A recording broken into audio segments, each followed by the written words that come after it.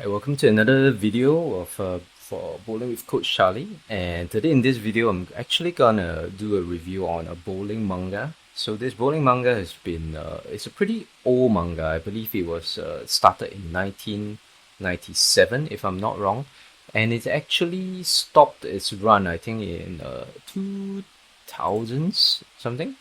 Okay, I think it's. Let's check out the Wikipedia here. So it is a comedy bowling manga. Yeah, it has a run of like 11 years. So it ran from 1997 to 2008, where it finally stopped on volume 24. So Bowling King manga is the manga is written by Tong Ai, which is a Taiwanese manga artist, and it was originally published in Chinese. So I have very good fond memories of reading this manga when I was a young kid and I was just starting to learn bowling. Then this comedy manga was really highlight. So I used to buy volumes of it, and when it was translated, it was not translated, so it was directly ported over in Chinese because since the manga artist was a Taiwanese, the manga was originally released in Taiwan and it was brought over to Singapore by the distributors and also released in Singapore in Chinese as well, in Mandarin, right?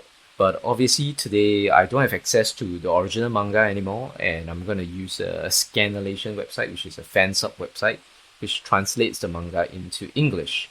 So if you're interested in this bowling manga, I would encourage you to buy the originals or watch from legitimate sources as well to support the original author if he's still around, or the original publication companies. But obviously, for the purpose of this, I am going to use a Scanlation website to just to show you uh, certain scenes of the manga as well. So the purpose of this video series, so this is going to be a multi-part video series, is that I'm going to go through memorable bowling scenes in the Bowling King manga, and I'm actually gonna do a review on it.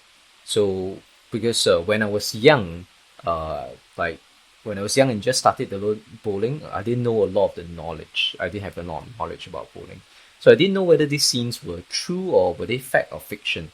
But I was just watching it for the purpose of entertainment and maybe a little bit of trying to get some to learn a bit about bowling from it as well. But obviously, this manga is there's a lot of fiction in it because it is a manga.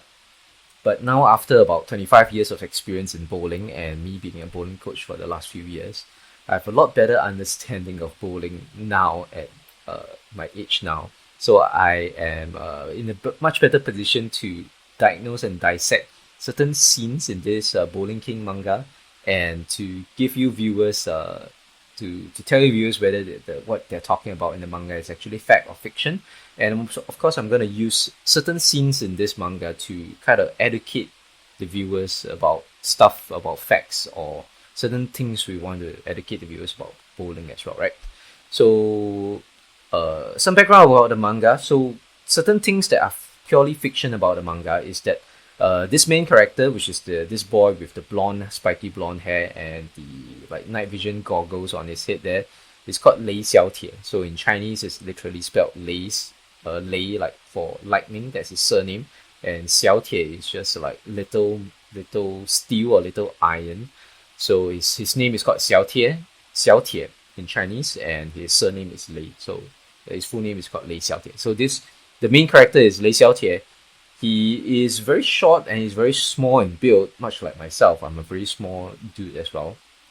But he's blessed with having a very strong left arm, which is purely fiction. Because if you look at how he is depicted in the manga, he is a very small dude with very thin arms as well. But in the in the manga, right, he has some supernatural strength in his left arm that he can beat like a super muscular, brawly dude in an arm wrestling match with his left arm, which is obviously fiction. So this is the plot armor that's going on in the background of this manga. Like Li Xiaotie, as a true beginner, as a pure beginner that's never touched a bowling ball, is able to carry the heaviest bowling ball, which is a 16-pound bowling ball, with his left arm with ease as well, and without breaking his wrist. So he's able to keep his wrist straight, which to an untrained individual that doesn't have many years of experience in bowling or train their wrist to handle a 16-pound bowling ball, It is literally impossible. So that's the fiction part about bowling, right? About this manga, Bowling King manga. So with that out of the way, so I'll now go through the scene that we want to go through in today's video. Okay, so in this part, he's having a showdown against like the gang boss's girlfriend, which is a pretty experienced bowler herself, and they are betting the bowling alley on the line, right? So this is a memorable scene. This is from chapter 2, and this is the first part, which is this like has the part that I want to review and highlight. So let's go through this part. Okay, this part is kind of unique.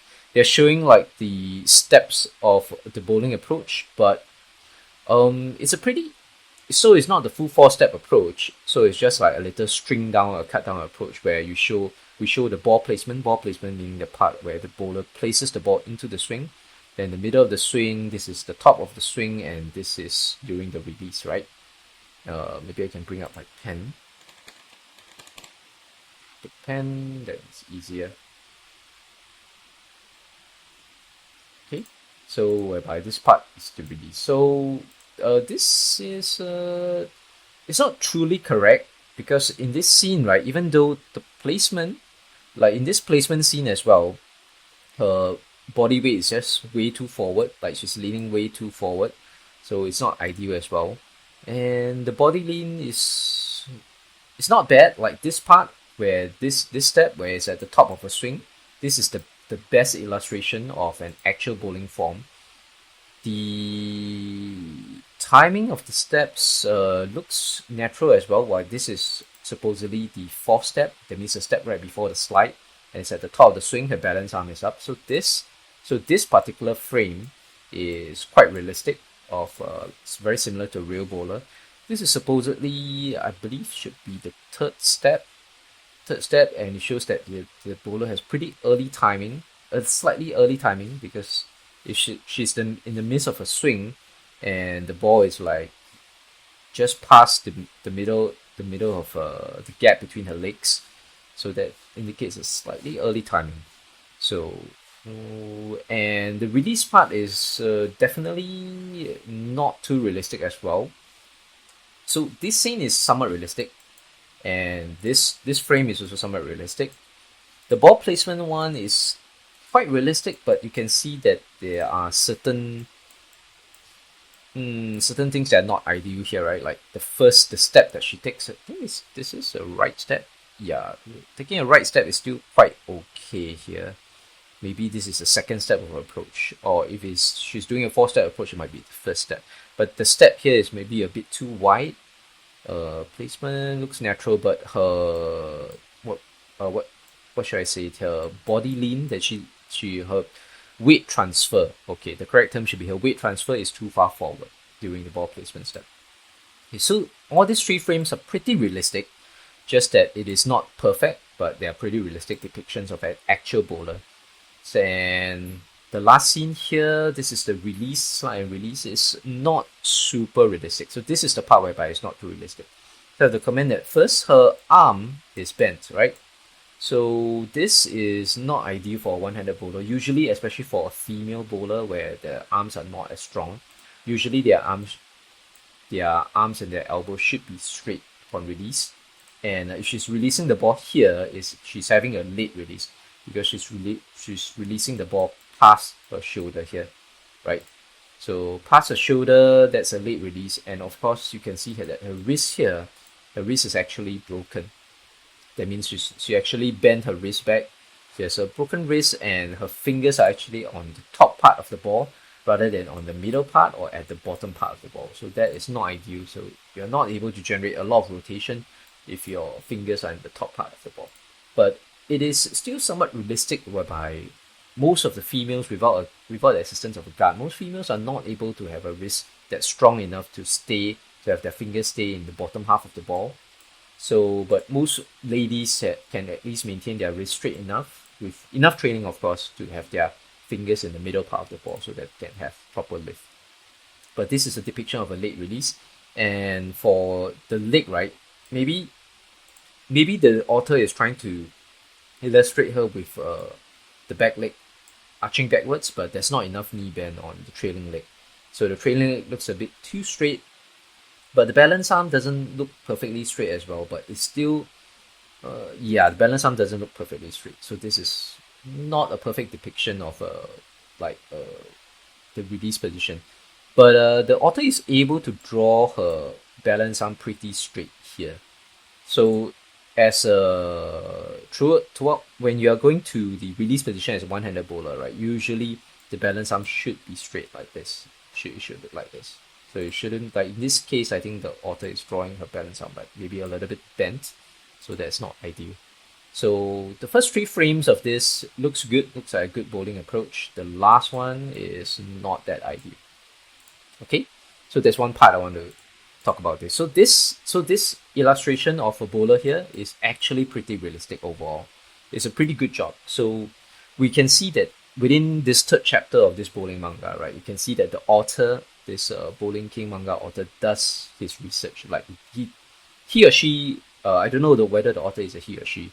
The Taiwanese manga author here definitely knows his stuff about bowling and yeah, illustrates bowling quite well. Like in this case, when like the wrist here is actually ideal. Like she has the wrist straight and the wrist is not broken, so that the fingers are in the middle part of the ball. So this is actually an ideal bowling grip. The bowling thumb, obviously, since it's a drawn position, you can see that the thumb is actually beside the ball here. But when it's in this position, the thumb is like on top of the ball. So not super realistic there, but this, I mean, maybe the author tried his best to try and illustrate, but there's limitations to how well you can illustrate the thumb in the ball, right?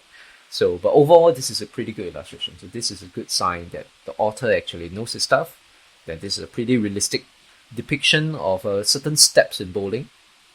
Like this is the ball placement. This part is the ball placement. This part is, I believe, 3rd step, and this is, we call it the 4th step. So it's just the power step, the step before the release, and this is the release, right? So this is the 5th step or the release step. So if you're doing a 4-step approach, this would be the 4th step. But if you're doing a 5-step approach, this would be the 5th step. Okay, so pretty good.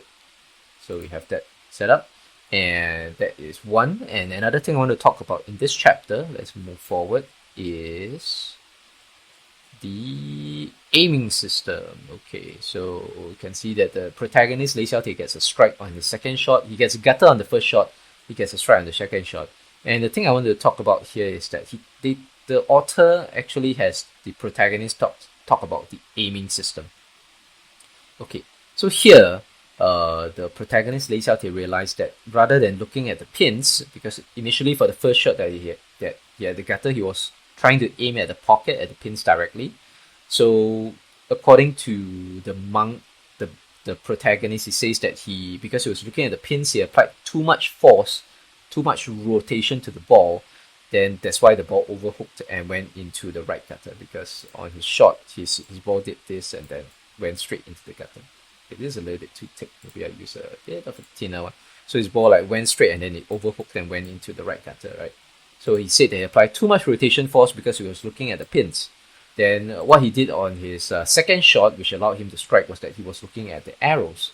So we're looking between the 3rd arrow and the 4th arrow from the left. So he's a lefty, so he's looking from the left-handed position, the lefty position, between the 3rd and 4th arrow, and he sent his ball out, I assume through this path.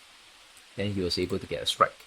So the author is talking about the aiming system, which is one of the basic things we want to teach new bowlers, which is the aiming system of looking not just at the arrows. If you're looking at the arrows, it is a 1-point aiming system. Okay, so I brought up a picture of a bowling lane to illustrate what we want to talk about, which is a 2-point aiming system. So what Lei Xiaotie mentioned in the bowling manga is actually just a 1-point aiming system where he was looking and aiming at the arrows instead of aiming at the pins. But what we like to teach instead in most of Singapore bowling is actually a 2-point aiming system. So if you listen to some of the US coaches, the American coaches, some coaches will actually preach a 3-point aiming system, which is also fine if you are able to visualize 3 points on the lane. But 3 points is a little bit more complex. What we like to teach is a little bit of a simpler 2-point aiming system, which is still better than a 1-point system. So to highlight what the manga is talking about, a 1-point aiming system is that if you're just aiming by looking at the, okay, let me draw out, just looking at the arrows itself. So Lei Xiaotie, the protagonist, is a lefty, so he was looking at just one point. He was looking at this single point to aim at from where he was aiming, and he wants to aim his ball to hit this single point here, right? Or maybe we can use this. So his target is here, and he was, so maybe I can draw an arrow. Then he was trying to send his ball like through this path, right? So that's the 1-point aiming system. But instead, what we like to teach is a 2-point aiming system, especially for hook bowlers. So what we mean by 2 points is that first you want to have a point in a break point, because, okay, let me clarify a bit. Because let's say you want to draw a straight line, right? In order to draw a straight line, as we learn in like kindergarten or in primary school, it is at least we need 2 dots and to connect 2 dots in order to draw a straight line. So we want to have a dot here, and we want to have a dot here. And we want to have a straight line that connects these 2 dots in order to form a straight line. So once we have a straight line, we can then extend this line to where we are standing to have our line to the breakpoint. So this is the basis of a 2-point aiming system, because the basics is that you at least need 2 dots in order to connect the 2 dots and draw a straight line. So 2-point aiming system, meaning the first point that you should visualize, you should look at, should be the breakpoint. So the breakpoint is where the ball usually starts to hook. So that's what we mean by a breakpoint. So if I were to illustrate like a typical ball path would have a hook ball path, would have your ball like maybe going straight out towards this part where the oi ends. So you can see certain range finders on this. This is a Brunswick lane, right? So you can see range finders here. This black arrows here, these are what we call range finders, which are only uniquely, it's only shown on Brunswick lanes, and it's not shown on like AMF lanes, and I believe it's not shown on switch lanes as well, which is what switch lanes are. What we use in like in Singapore will be in I believe Orchid Country, or no, is it Orchid Country? Yishun Safra, I believe, uses switch lanes, if I'm not wrong. And I believe obviously Singapore Bowling Federation at Rifle Range Road uses switch lanes. So I believe switch lanes do not have this rangefinder. Correct me if I'm wrong. So only Brunswick lanes have these rangefinders. But the point is that where the zone where these rangefinders are is usually the zone where the oi ends. So there's no longer oi on the bowling lane, and is where the ball starts to hook. So this zone here is usually what we call the breakpoint. This zone here, usually what we call the breakpoint. The breakpoint is just a zone where your ball starts to hook and curve towards the pocket, preferably. Okay, and we want our first point to be somewhere in the breakpoint. So let's say I want my ball to curve around this point, right? So this is the point where I'm looking at. I want my ball to hook around this point, and I want my ball to cross the arrows at base maybe around this point. So this is board about 13, board 12, right? Board 12, counting from the left. So assuming I'm a lefty, this is board 12. So I count from the left, and we want to connect these 2 lines from the breakpoint. Visualize a line going through your target on the arrows, and extend the line to where you're standing. So this is a 2-point aiming system. When you connect the 2 points, you are able to visualize a straight line to your breakpoint. So it's not just a straight line to your target arrow, but it's a straight line to your breakpoint. So then when you send your hook ball, ideally your hook ball should go this way. If you're able to hit your target and the arrows, it should go through the arrows all the way through the breakpoint. And when it hooks, it should ideally hook this way, curve into the pocket, and hit the pocket. In this case, the 1-2 pocket for a left-hander. Alright, so that's it. So that's the 2-point aiming system.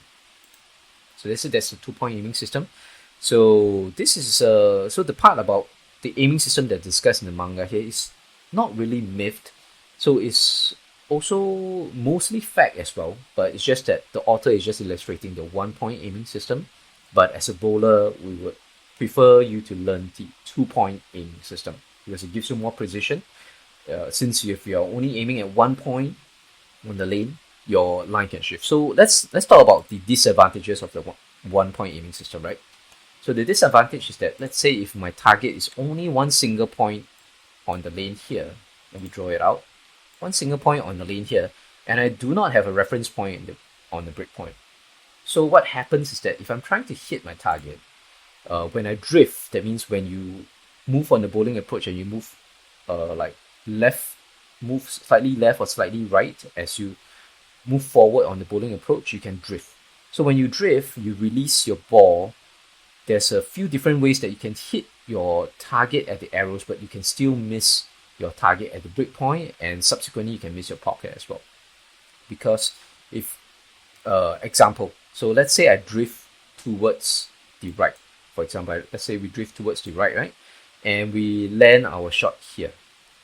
So same thing, my ball, I release my shot, my ball goes through the arrows exactly at the 12th board, but yet my ball goes into the left gutter because I've drifted to the right and I've missed, so-called I've hit my target at the arrows, but because I don't have a reference point at the break point, so I don't have a straight line to the break point per se. So instead, I send my ball straight into the gutter. And then there could be another situation whereby, let's say we drift to the left. So if we drift to the left as we're walking at the approach, then when we release our shot, and we still hit our target at the arrows. So this time, we drift a little bit left, we hit our target at the arrows, or maybe we're walking straight, hit our target at arrows, but this time it's actually a good shot, right? So we hit our target at the arrows for this blue line, but this time we're able to send it straight into the breakpoint. And since it's at the breakpoint here, then we should, hopefully the ball should be able to curve and hit the pocket. Then another instance, so this is an instance where maybe we walk straight and we hit our target exactly. But there can be a third instance whereby, let's say we drift further left. So let's use the arrow. Let's say we drift further left, right? Drift further left, and now we release our ball even further left. So we hit our target at the arrows, but this time our ball misses the breakpoint to the right.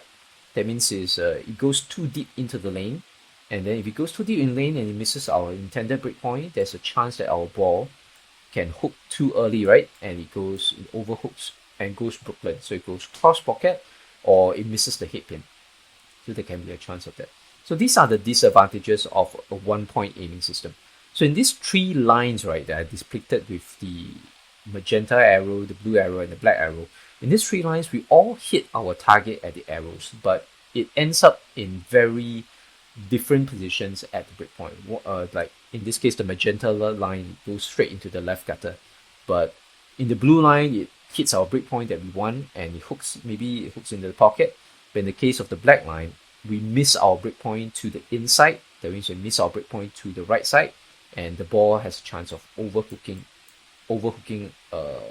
and missing the pocket, right? It can go cross pocket, can go Brooklyn. Okay, so these are the disadvantages of a 1-point aiming system. This is why we teach a 2-point aiming system, and I hope that is what you can learn from today's review. Okay, so thank you very much for watching this video, and I'll probably do more parts of the review of the Bowling King manga, because there's a lot of interesting things and interesting bowling related stuff in the Bowling King manga that I want to talk about. It's also good for me to relive my childhood of going through this manga. And I'm also open to reviewing other fictional bowling scenes, like maybe from the movies, or if you know of any other bowling scenes that is depicted in mangas, or depicted in movies, or depicted in maybe animation or cartoons, you could maybe leave a comment in the message, and maybe I can check it out. I can try and search for it, I can try and check it out, and maybe I can do a review on that as well. Okay, thank you very much for watching. We will see you guys next time.